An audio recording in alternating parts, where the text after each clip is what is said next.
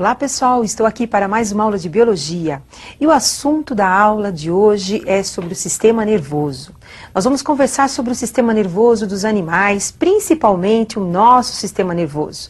Um sistema que coordena, que recebe as informações, que transmite as respostas e que controla várias atividades do corpo de um animal. Então nós vamos começar falando um pouquinho do sistema nervoso de um animal bem simples, dos coelenterados. Então observe agora o sistema nervoso nas hidras. Então nas hidras, como vocês estão observando aí, um animal muito simples, nós temos um sistema nervoso em forma de rede, um sistema nervoso difuso.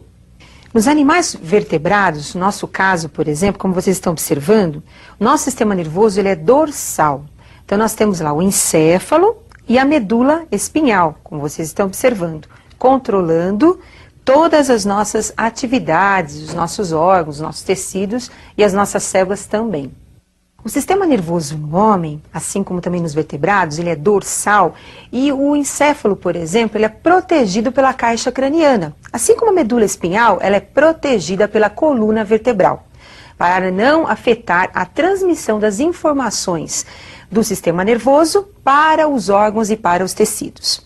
Agora, esse controle realizado pelo sistema nervoso é muito importante e é necessária a presença de uma célula especializada nesse controle. A célula é o neurônio. Então vamos conhecer um pouquinho mais sobre essa célula neural. Então nós temos aí a estrutura de um neurônio.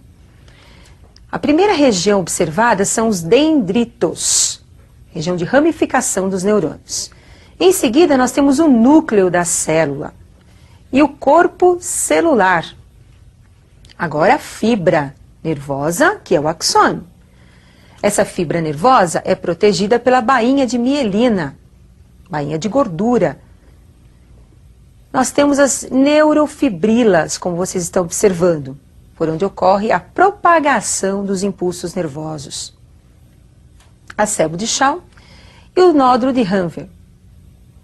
Essas células altamente especializadas, como os neurônios, têm uma função muito importante, que é receber as informações, mandar essas informações para o sistema nervoso e o sistema nervoso mandar a resposta para um órgão, ou para um tecido, ou para um músculo. E você já deve ter passado por várias situações em que essas células controlaram muitos dos nossos fenômenos e de reações no nosso organismo.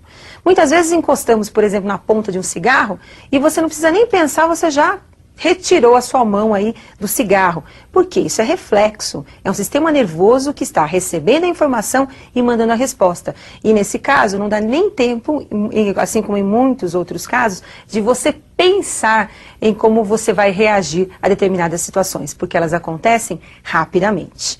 Agora, essas informações são transmitidas de neurônio a neurônio, através de um processo conhecido como sinapse. Vamos conhecer um pouquinho como é que ocorre a sinapse entre os neurônios. Então nós temos um estímulo. Ramificação nervosa capta uma informação do meio. Essa informação gera um impulso nervoso, que é levado para um outro neurônio. O encontro entre os dois neurônios é conhecido como sinapse, sinapse neuroneural. E essas informações, percebam, são transmitidas sempre entre o axônio de um neurônio e o dendrito do outro neurônio. E com isso nós temos a transmissão do impulso nervoso. Entre os dois neurônios, como vocês estão observando, existem vesículas com acetilcolina, que é conhecida como substância ou um mediador químico na transmissão das informações entre os neurônios. As respostas rápidas do sistema nervoso nós chamamos de ato reflexo. E o conjunto das informações transmitidas ao sistema nervoso e as respostas nós chamamos de arco reflexo. E é esse conjunto que nós vamos conhecer um pouquinho mais, de um reflexo simples, como o reflexo patelar. Então observem agora o arco reflexo do nosso reflexo patelar. Então como vocês estão observando aí, representa o órgão receptor. Esse órgão está recebendo um estímulo.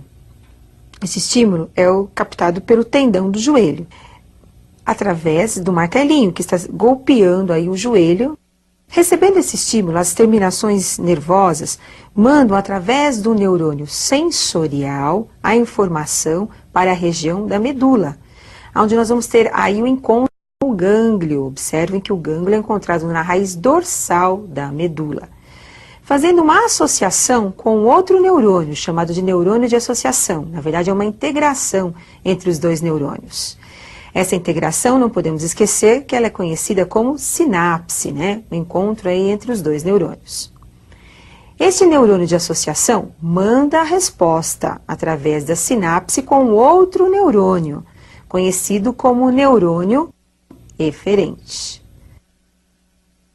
Observem que tem a saída através da raiz dorsal da medula. Então, o estímulo recebido, ele é enviado através de um neurônio até a região medular. Poderia ser até a região do encéfalo, por exemplo. Depende da região que é excitada. Nesse caso foi o joelho, então a medula está mais próxima.